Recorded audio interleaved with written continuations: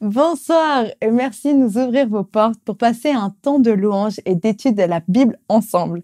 On s'installe confortablement. Bon sabbat chez vous, saison 6 commence maintenant.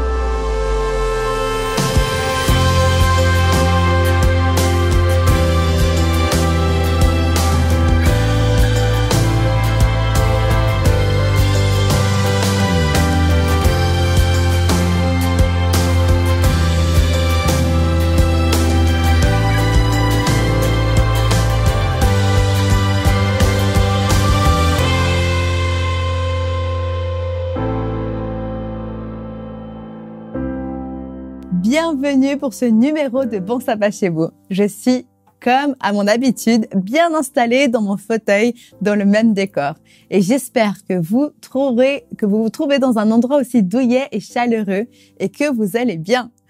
Si ce n'est pas le cas, croyez-moi, la présence de Dieu a ce pouvoir surnaturel de réchauffer les cœurs et l'ambiance.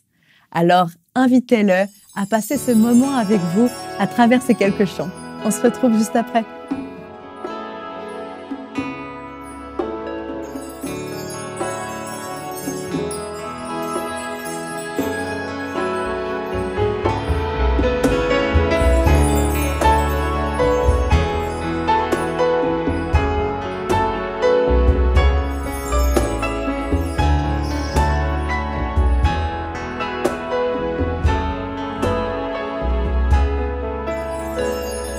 Je m'éveille car je sais qu'avec toi, tous mes rêves ont un sens. Je veux vivre ma vie pour toi. J'ai pris ma décision. Tu me relèves, tu me montres tes merveilles. À jamais j'aime ton amour, car tu m'as libéré. Oh Dieu, aucun moment n'est perdu. Le soleil percer les ténèbres, noir et blanc, maintenant se change en couleur. Mon sauveur, oui tu fais toutes choses nouvelles. Maintenant je vis,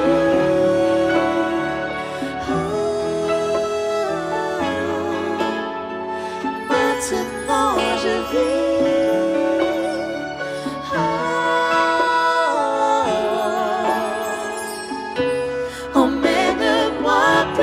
Auparavant, en ton amour je prends mon essor. Ta liberté d'une porte ouverte. Tu es tout pour moi et plus encore.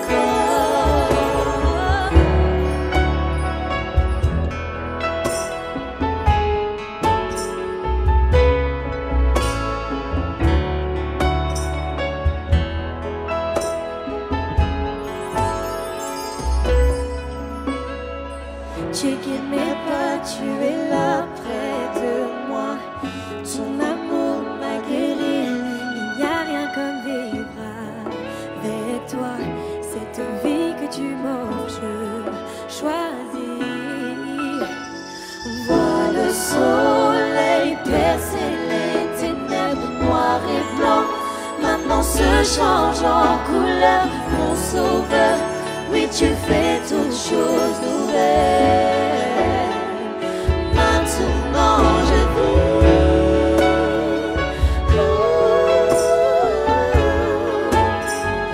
maintenant je vis.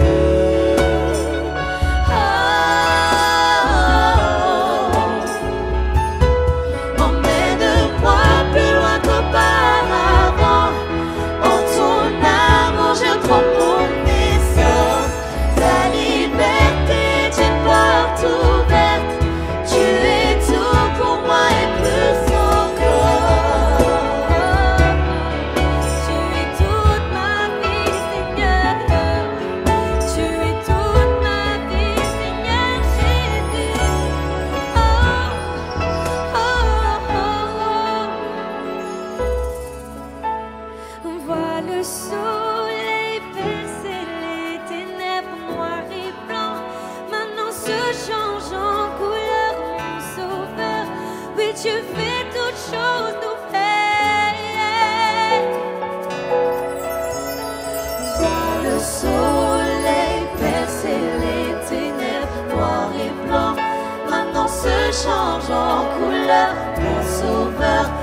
tu fais toutes choses nouvelles. Maintenant je vis.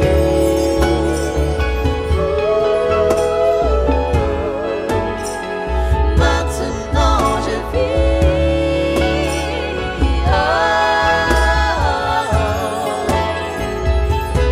Emmène-moi plus loin qu'auparavant. En ton amour je prends mon essor. Ta liberté est une porte ouverte. Tu es tout pour moi et plus encore.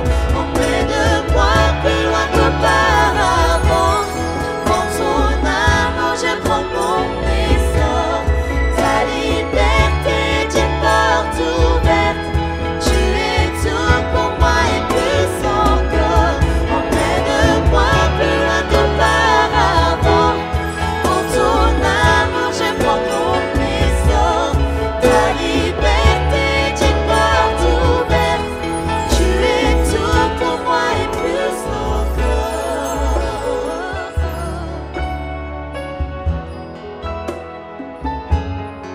Tu es tout pour moi et plus encore.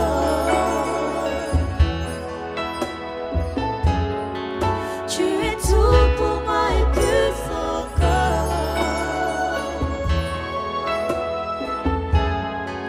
Tu es tout pour moi et plus encore. Jésus.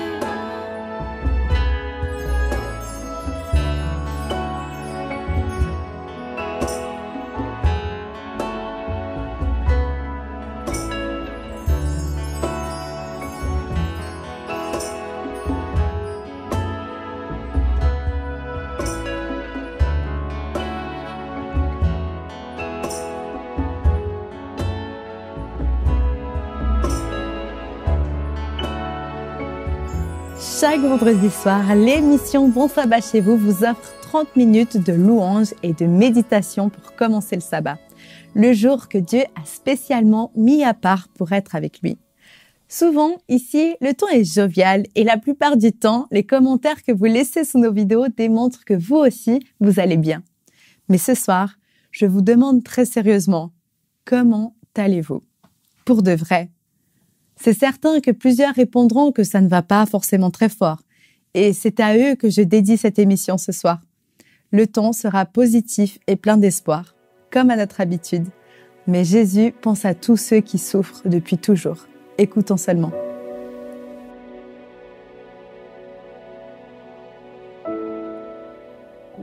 Bonsoir.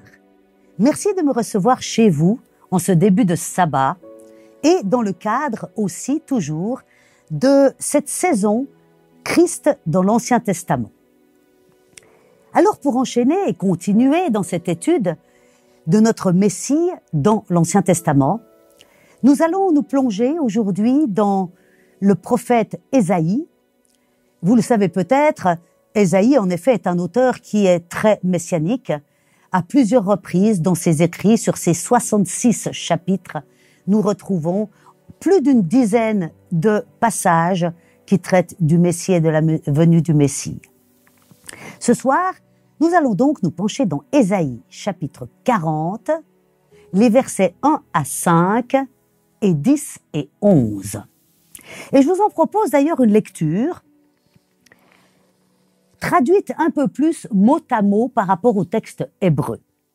Ésaïe 40, versets 1 à 5. Consolez, consolez mon peuple, dit votre Dieu. Parlez sur le cœur de Jérusalem et criez à elle que son labeur est rempli, car sa faute est acquittée, car elle a pris la main de Yahvé comme 2 fois dans tous ses péchés. Voix de un qui crie. Dans le désert, rendez clair le chemin de Yahvé. Rendez droit dans la steppe une route pour notre Dieu. Toute vallée sera élevée, et toute montagne et colline seront abaissées. Et ce qui est saillant deviendra une plaine, et les escarpements une plaine. Et la gloire de Yahvé sera découverte. et ils verront, toute chair, eux ensemble, que la bouche de Yahvé a parlé. Et les versets 10 et 11, « Voici, le Seigneur Yahvé est fort, et il vient, et son bras dominant pour lui. Son salaire est avec lui, et sa récompense est devant lui. Comme un qui fait paître, il fera paître avec son bras. Il rassemblera les agneaux, et sur son sein, il portera celle qui allait, il conduira. » C'est vrai, c'est pas un très très bon français, on est tout à fait d'accord. Pour ça, je vous renvoie à vos versions traditionnelles, Louis II, Tob ou autres, où en effet, on a un texte un petit peu plus en français courant, dirons-nous. Mais pourquoi j'ai pris ce texte de cette façon-là? Eh bien, vous allez voir, si l'on revient aux racines des mots hébreux, certaines choses changent un petit peu dans la compréhension. Alors, avant de rentrer à nouveau dans cette étude, il est bon quand même de parler du prophète. Parce que ce prophète Ésaïe porte un nom qui n'est pas anodin. D'ailleurs, comme pratiquement toutes les personnes de la Bible, et les grands personnages de la Bible ont tous un nom, vous le savez, en hébreu, qui a une signification. Tous les noms hébreux, à ma connaissance, ont un sens, et donc le porteur de ce nom porte aussi une mission. Ésaïe, c'est Yeshayahu en hébreu, et cela signifie Yahvé sauve. Donc c'est pas anodin que le prophète qui annonce à maintes reprises dans ses paroles prophétiques la venue du Messie s'appelle Yahvé sauve. Mais il y en a d'autres qui s'appellent exactement pareil, juste prononcés un peu autrement.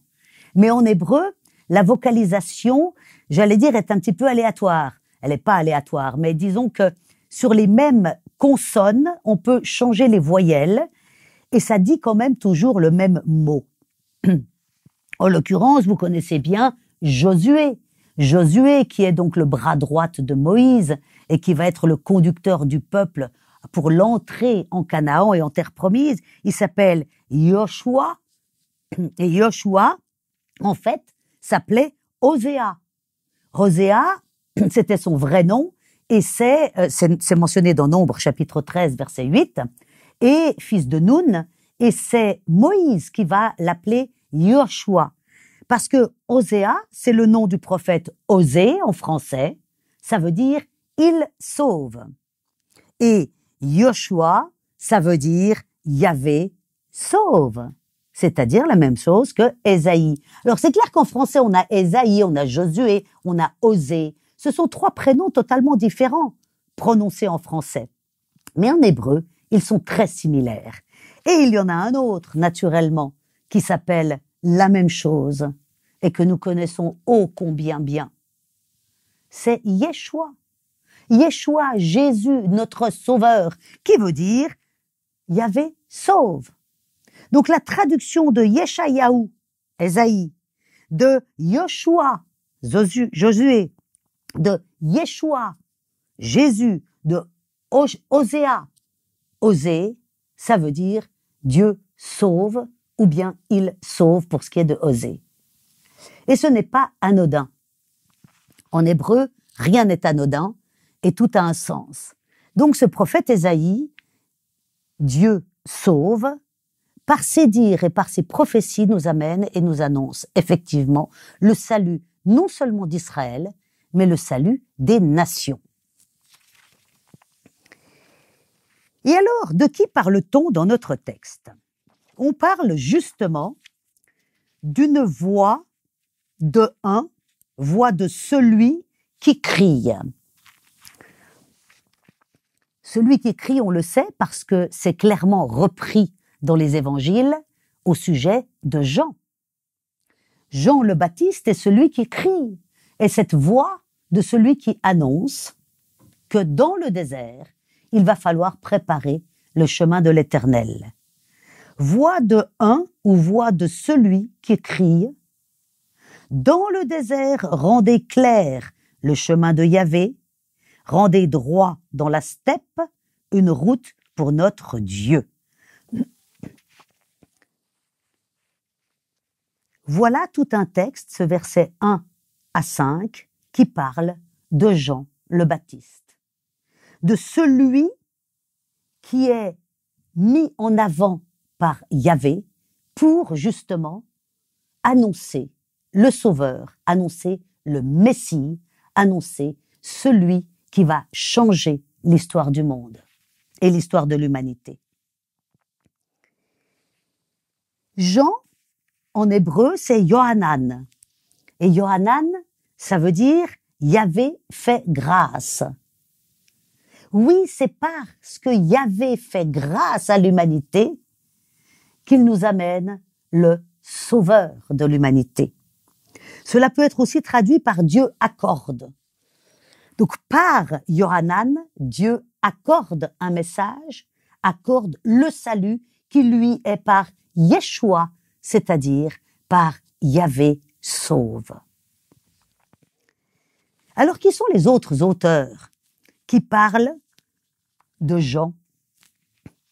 Eh bien, on a aussi Malachie au chapitre 3 qui va parler de Jean. Malachie, lui aussi, son nom n'est pas anodin, ça veut dire « mon messager ».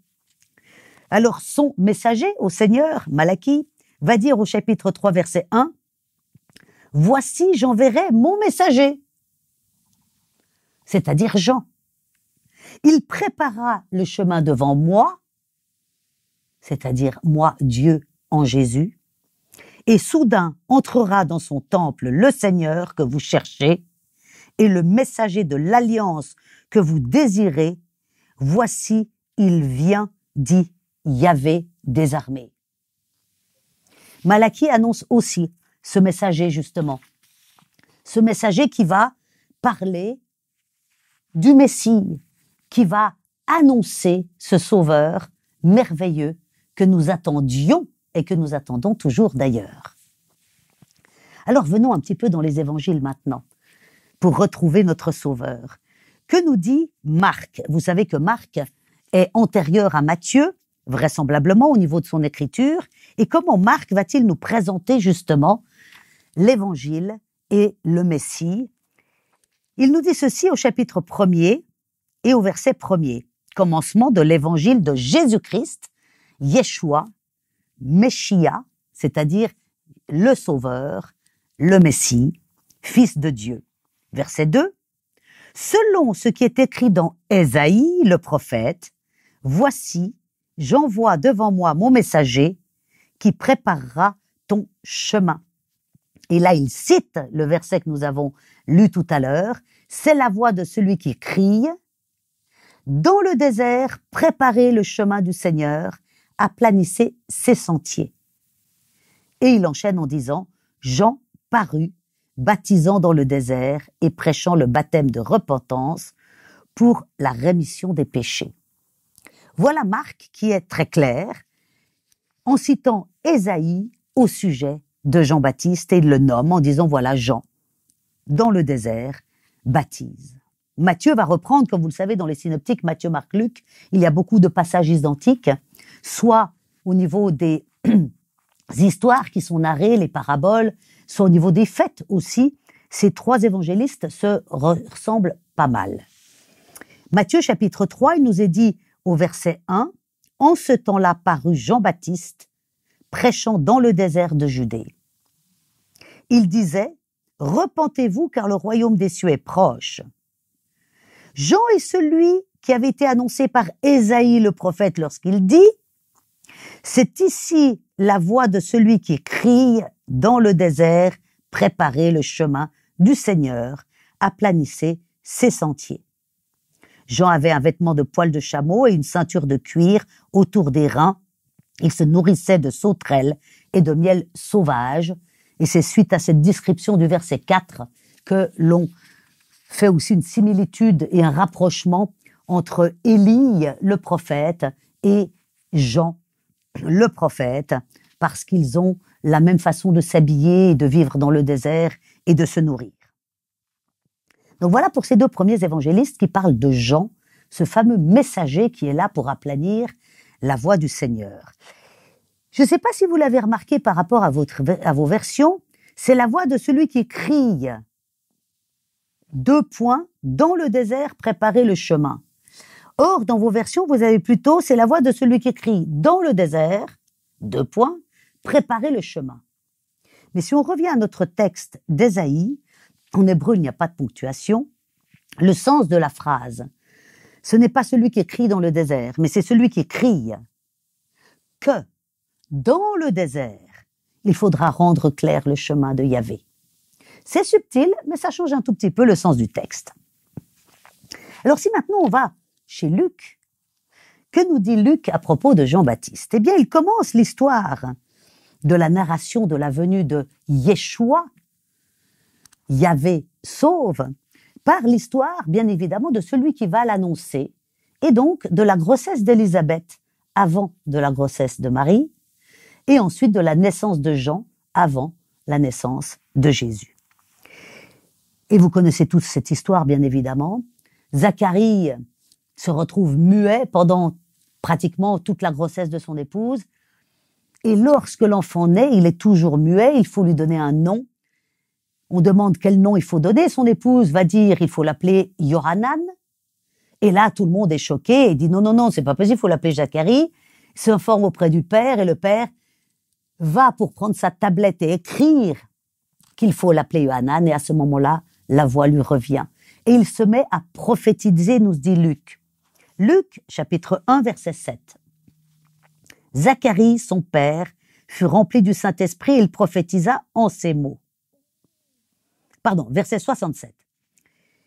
Béni soit le Seigneur, le Dieu d'Israël, de ce qu'il a visité et racheté son peuple, et nous a suscité un puissant sauveur dans la maison de David, son serviteur, comme il l'avait annoncé par la bouche de ses saints prophètes des temps anciens. Un sauveur qui nous délivre de nos ennemis et de la main de tous ceux qui nous haïssent. Là, clairement, Zacharie fait référence à Jésus. Mais à partir du verset 76, il dit ceci.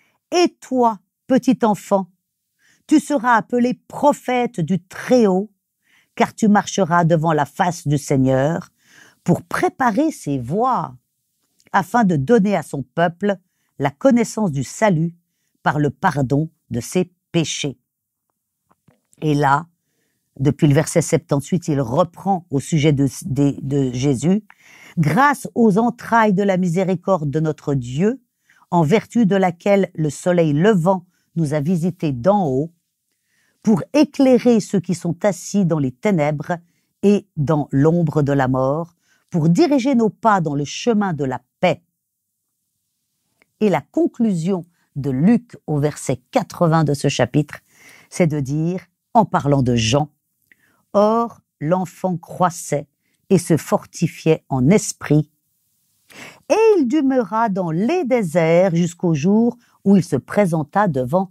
Israël. » Intéressant. Intéressant donc comment Ésaïe annonce la présence de Yohanan, de Jean le Baptiste, qui est là dans les déserts pour annoncer avec une voix qui crie qu'il faut, dans le désert, préparer et aplanir la voie du Seigneur. Alors venons-en à la suite de notre texte. Toujours le chapitre 40 d'Ésaïe, les versets 10 et 11. Voici le Seigneur Yahvé est fort, et il vient avec son bras dominant.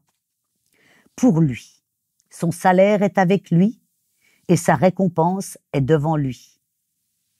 Comme un qui fait paître, ou comme celui qui fait paître, il fera paître avec son bras, il rassemblera les agneaux, et sur son sein, il portera celle qui allait, il conduira. Alors, il n'est pas fait mention du berger. Alors, c'est l'image du berger, bien évidemment, mais le mot berger n'est pas utilisé dans ce texte. Dans d'ailleurs beaucoup de textes où, en français, il est traduit le berger, ce qui est le sens, tout à fait. Celui qui fait paître, c'est bien évidemment le berger. Mais le mot n'est pas utilisé en hébreu. C'est justement cette périphrase, celui qui fait paître, ou un qui fait paître. Et ce n'est pas le seul qui prend cette expression de celui qui fait paître au verset 11. Il fait paître avec son bras. Et qu'est-ce que ça veut dire avec son bras? Ça veut dire simplement que quand on parle du bras de l'Éternel, c'est pour parler de la puissance de l'Éternel. Un peu comme un boxeur qui, avec son bras, va frapper fortement son adversaire. Eh bien, lorsqu'on parle du bras de l'Éternel, c'est pour parler de la puissance de l'Éternel qui vient avec force, c'est-à-dire avec son bras. Un autre prophète, un petit peu plus récent, Ésaïe est à peu près à moins 700 avant Jésus-Christ, Jérémie est à moins 600 avant Jésus-Christ. Jérémia, veut dire « Yahvé se lève ». Et Jérémie, au chapitre 31, dit ceci au verset 10. « Nation, écoutez la parole de l'Éternel et publiez-la dans les îles lointaines. Dites, celui qui a dispersé Israël le rassemblera et il le gardera comme le berger garde son troupeau. » Cette fois, c'est vraiment le mot berger en hébreu, comme le berger garde son troupeau. On voit à quel point l'exemple du berger n'est pas anodin et revient très souvent. Parce que le berger a quand même un rôle que malheureusement de notre temps, on ne sait plus trop en quoi il consiste, mais à l'époque était une évidence pour tout le monde. Le berger, c'est non seulement celui qui guide sur les bons pâturages, qui évite les sentiers trop dangereux. Le but n'est pas de perdre des bêtes, au contraire. Qui les protège des bêtes sauvages, qui les soigne lorsqu'elles se blessent une patte, qui les récupère lorsqu'elles tombent dans un ravin. L'image du berger, pour des personnes de ce temps-là, est une évidence. C'est une évidence que le berger est le bienfaiteur, est le sauveur de son troupeau. Un autre berger qui lui est antérieur à Ésaïe, c'est David. David veut dire bien-aimé.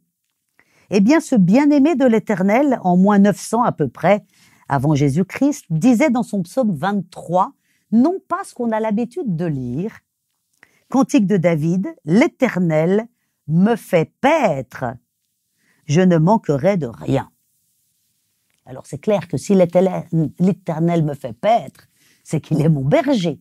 Mais le mot berger, ici, contrairement à Jérémie, n'est pas mentionné. L'Éternel est celui qui me fait paître. Par définition, je ne manque de rien. Dans le psaume 28, il dit ceci, au verset 9, « Sauve ton peuple et bénis ton héritage, fais-les paître et porte-les jusqu'à toujours. » Dans un autre psaume, David dira au psaume 80, premier verset, c'est pas David, c'est Asaph, au psaume 80, qui dit ceci, « Prête l'oreille, berger d'Israël ». Cette fois, il parle en effet du mot berger. « Toi qui conduis Joseph comme un troupeau, parais dans ta splendeur, toi qui es assis sur les chérubins. » Qui c'est qui est assis sur les chérubins, si ce n'est Yeshua, notre sauveur? Si vous reprenez le prophète Ézéchiel, il est dit au premier chapitre, lorsque Ézéchiel a une vision du trône de Dieu, qu'il voit comme un homme. Mais c'est comme un homme traduit en français. Si on retourne dans le texte en hébreu, il est écrit au verset 26 comme une apparence d'Adam. Et on prend toujours Jésus comme étant le second Adam. Donc si sur le trône de Dieu, il y a comme un Adam, cela veut dire que le Dieu visible, c'est Jésus.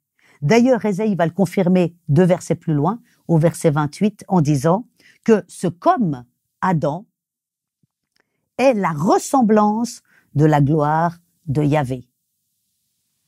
Jésus est l'image ou la ressemblance de la gloire de Yahvé.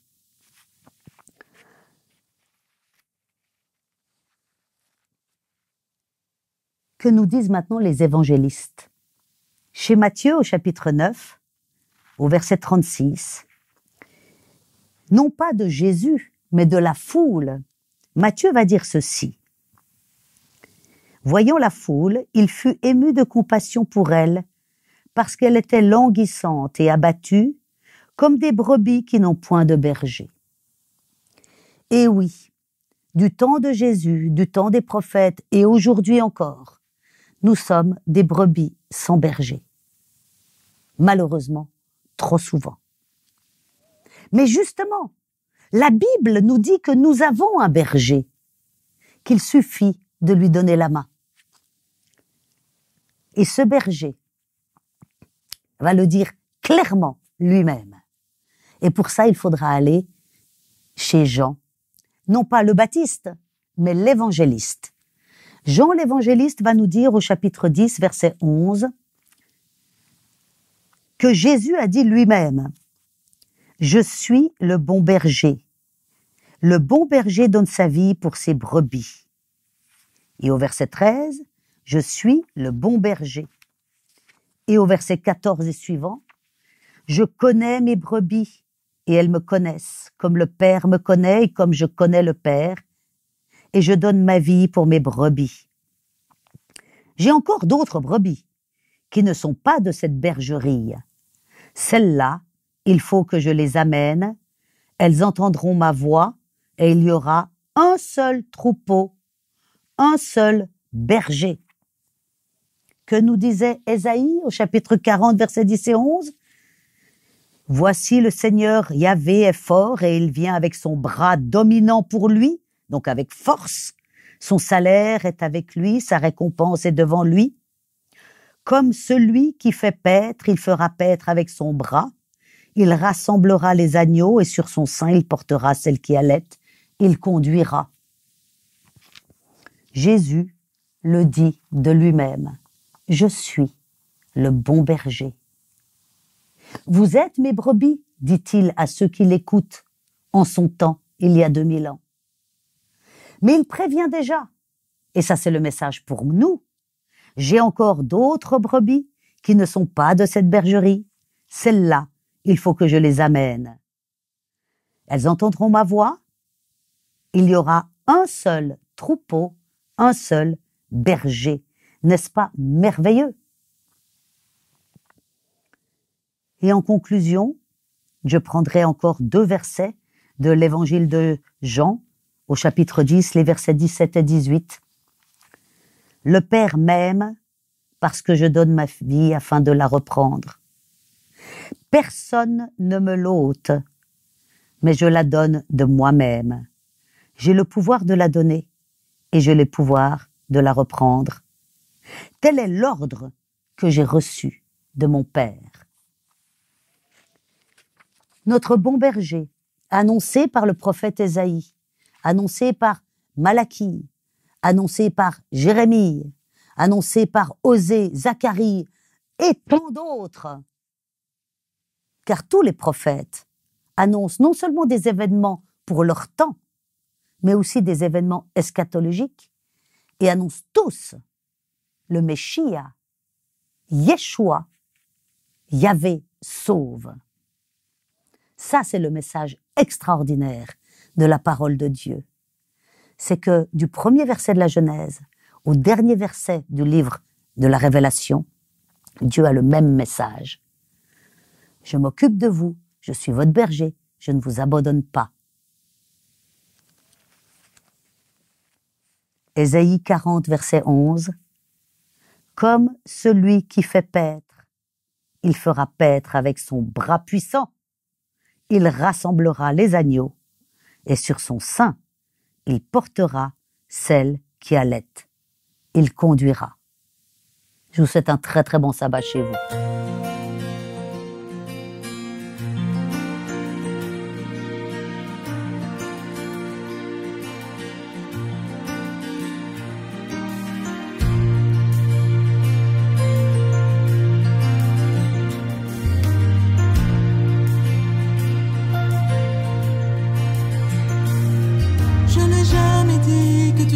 Comblé d'or et d'argent. Je n'ai jamais dit que tu échapperais aux tempêtes et au vent, mais j'ai promis que dans ce monde tu ne marcherais jamais seul.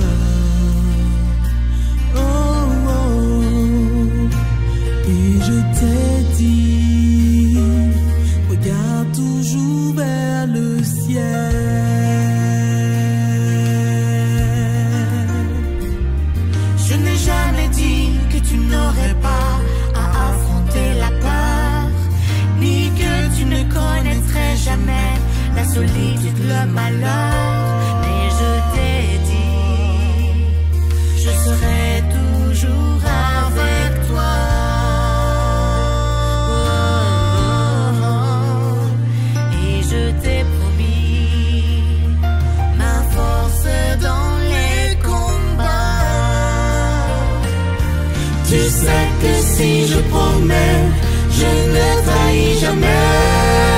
Ma grâce sera suffisante au cœur de la tourmente. Mon amour te soutiendra, il ne faillira pas. J'en fais la promesse, j'en fais la promesse, accepte-la.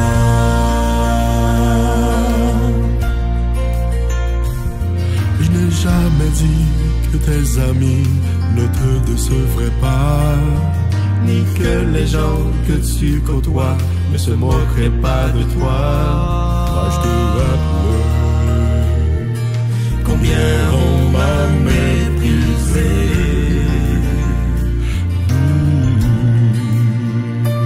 Et souviens-toi, mes voix ne sont pas tes voix.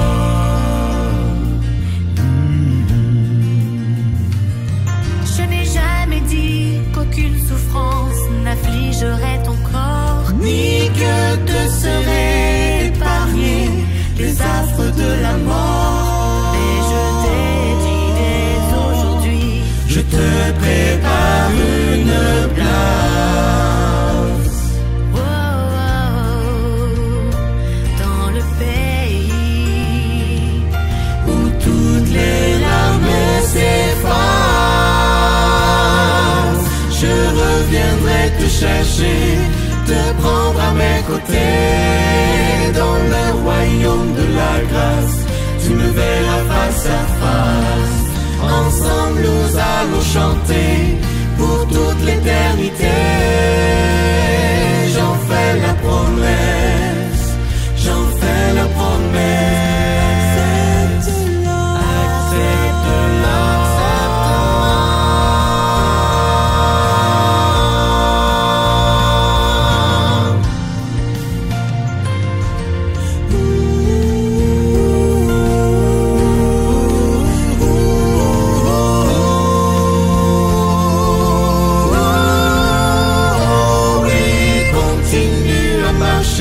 Surtout ne t'arrête pas. Dans le doute, dans l'obscurité, ma lumière t'éclairera. Rien ne peut nous séparer, nous sommes presque arrivés. J'en fais la promesse, j'en fais la promesse. Accepte-la. J'en fais la promesse, j'en fais la promesse, accepte-la.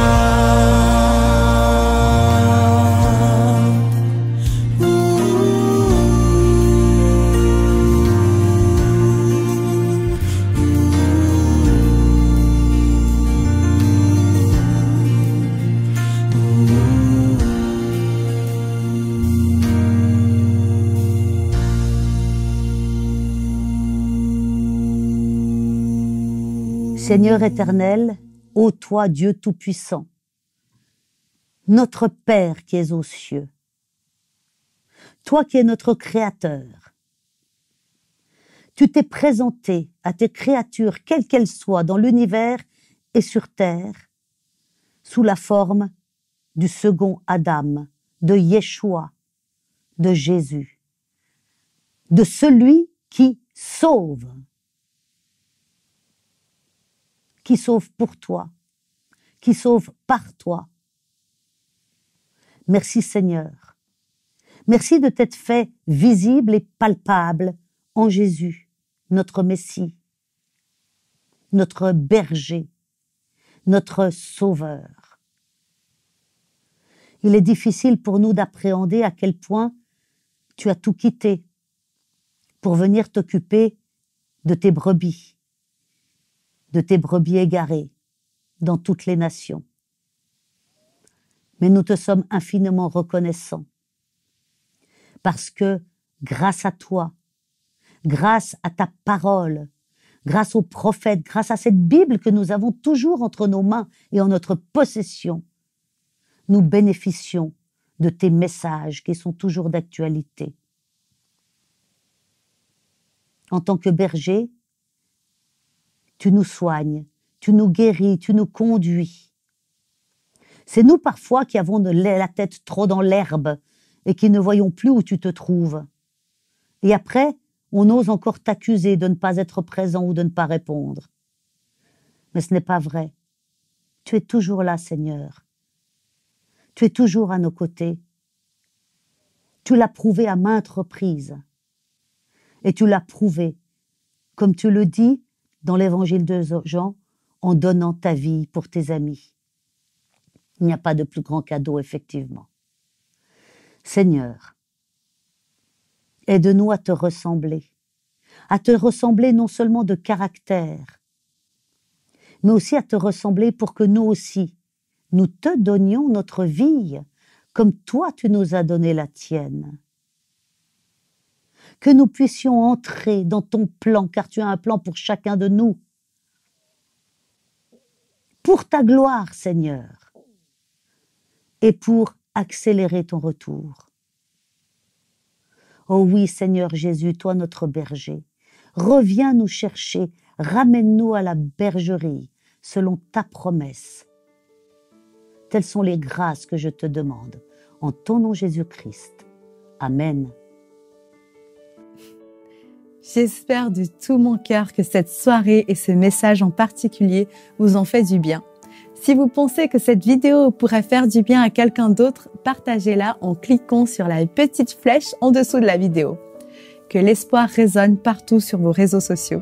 Et bien sûr, retrouvons-nous la semaine prochaine pour un nouveau moment ensemble.